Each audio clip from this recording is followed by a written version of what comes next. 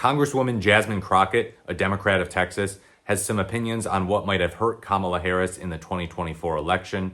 Fox News reports Crockett pointed to former VP Kamala Harris's role as a prosecutor on Monday as a reason why she didn't perform well with black men in the 2024 election.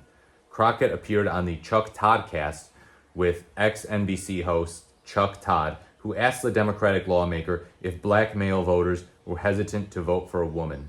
Harris served as a district attorney for San Francisco, as well as California Attorney General, before launching a bid for the Senate and ultimately serving as VP. The former VP faced criticism from both sides of the political aisle over her prosecution record. That is true. Democrats criticized her for it. They called her Cop Mala sometimes. Quote, I definitely think that there was misogyny in this across the board, no matter what color male you're talking about. I just think that you'd be in error to not know, there was misogyny that existed, she said. The very first polling briefing that we had with a pollster that I trust a lot, he briefed the Black Caucus, and he said that one of the issues that he was running into with black and brown communities was that she had been a prosecutor. Quote, there was definitely some resume stuff that disallowed her from being able to build the type of rapport of trust within these marginalized communities that historically have been targeted.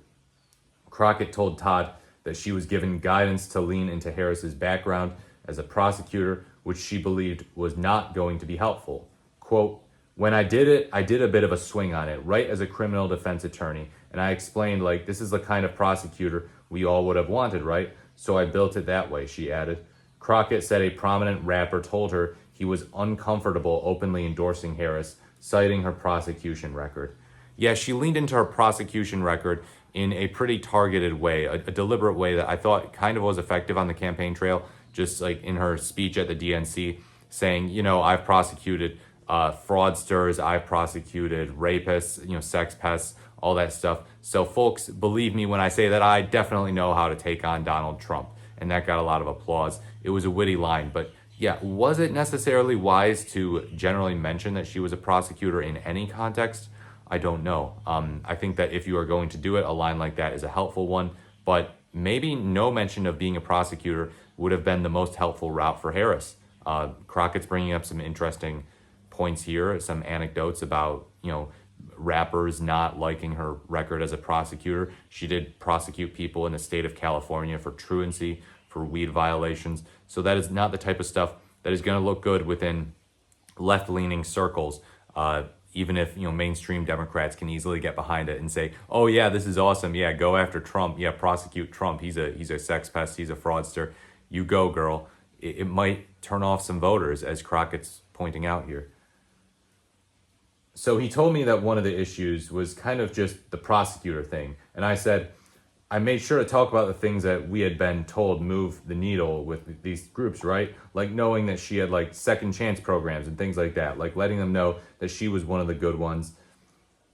Yeah, one of the good ones sometimes doesn't always sit too well with some of these groups. There are people who say, oh, there are no good cops. It doesn't matter if you're not a racist cop or if you're not a cop who engages in police brutality. You're still not good. You're still upholding our corrupt, broken system, which is tarnished with so many problems. There is that type of mentality. So you have to be careful with any positive mention of the idea of being a prosecutor and the idea of, oh, she's one of the good ones. She's one of the good ones. Come on, second chance programs.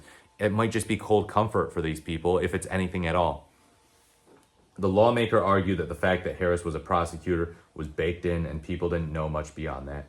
Quote, when you're talking about 107 days of a campaign, it's kind of hard to get that across, she added. True, a truncated timeline, yeah. Crockett recently suggested Democrats were looking to run the safest white boy in 2028. That is something that I could see. That is something I could see for sure. I could see them really being turned off by the idea of running women, thinking that women can't win. It's erroneous because there are some women who are better candidates than others, but I think they might take that lesson away that it's just go for the safest white boy in 2028. We got to do basically a reversal of what we did in 2024.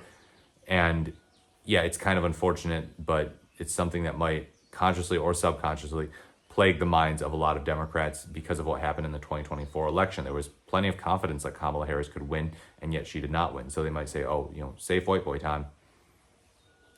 Quote, it is this fear that the people within the party, within the primary system, will have about voting for a woman, because every time we voted for a woman, we've lost so far, she said in a clip posted to Instagram. And I think that that's a natural fear because we just want to win.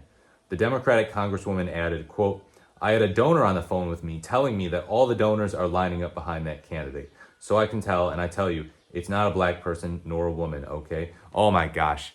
It might be Gavin Newsom. That is a white boy. He seems kind of safe, although he's bringing on very right-wing guests on his podcast. That was something that he got slammed a lot for recently, even by establishment Democrats.